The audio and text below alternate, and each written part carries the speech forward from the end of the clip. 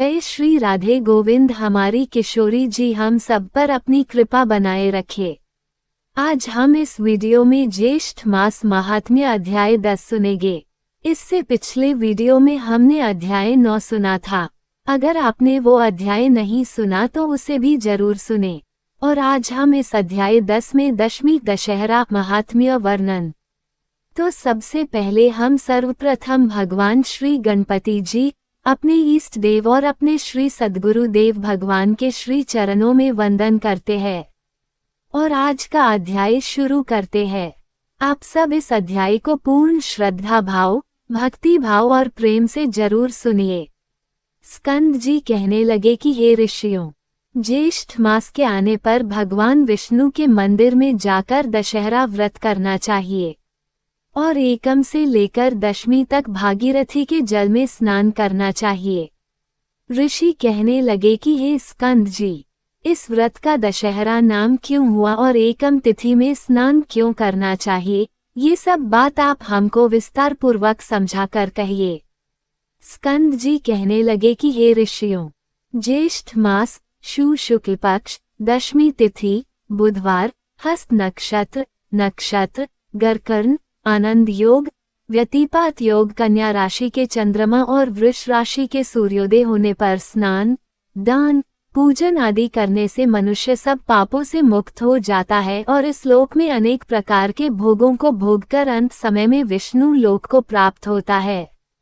अन्याय से पराय द्रव्य को हरना, शास्त्र विरुद्ध हिंसा करना, पराई स्त्री से भोग करना, ये 3 प्रकार का कायिक कर्म कहा जाता है। कठोर वचन बोलना, झूठ बोलना, किसी की चुगली करना, राजा को देश की आय को निष्प्रयोजन व्यय करना, ऐसे 4 प्रकार के अशुभ फल देने वाले वाचिक कर्म कहे गए हैं। दूसरों की बुराई की इच्छा करना, परलोक कुछ नहीं, ये शरीर ही आत्मा है, ऐसा विचार और प्रचार करना, ये 3 प्रकार का मानस पाप कर्म कहा जाता है। ज्येष्ठ शुक्ल पक्ष की दशमी को दर्शन, स्पर्श, मंजन पान, अर्चन आदि करने से ऊपर कहे गए 10 प्रकार के पापों का नाश हो जाता है।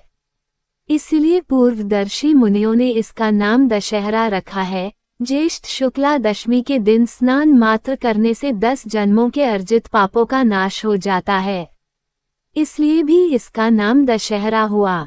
दशहरे के दिन इन पुरातन मंत्रों से श्री गंगा जी का पूजन करना चाहिए। मंत्र श्री शिवा को नमस्कार है, शांता और नारायणी को नमस्कार है। 10 विध पापों का नाश करने वाली श्री गंगा जी को नमस्कार है। उसी स्थान में महान ओजस्वी 10 देवताओं का पूजन करें। 10 देवताओं के नाम नारायण, महेश, ब्रह्मा, सूर्य, भागीरथ, हिमवान, स्कंद, गणेश, चंडी और सोम है। इनका अपनी शक्ति के अनुसार पूजन कर 10 फलों का पृथक पृथक पूजन करें और सत्तू के 10 पिंड बनाकर जल में छोड़े।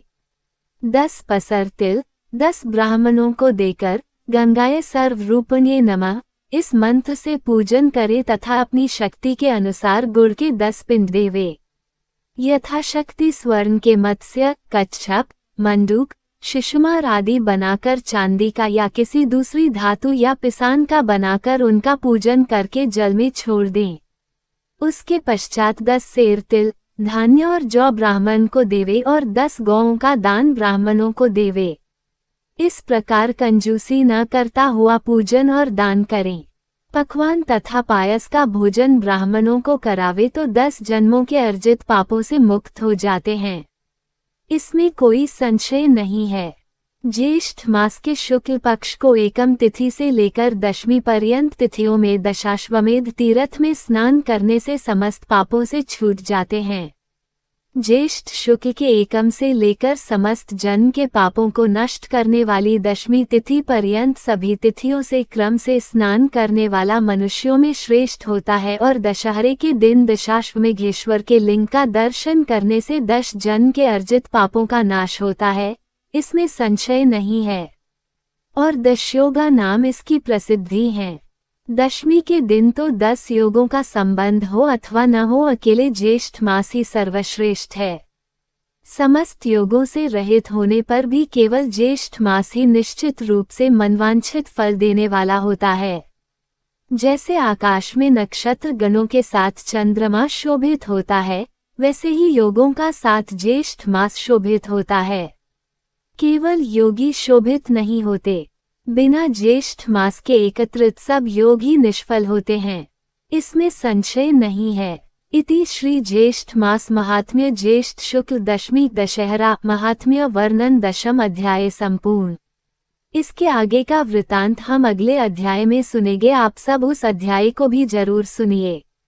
तो आज का वीडियो यही तक, फिर मिलेंगे अगले वीडियो में। तब तक के लिए आप सभी को प्रेम भरी राधे राधे।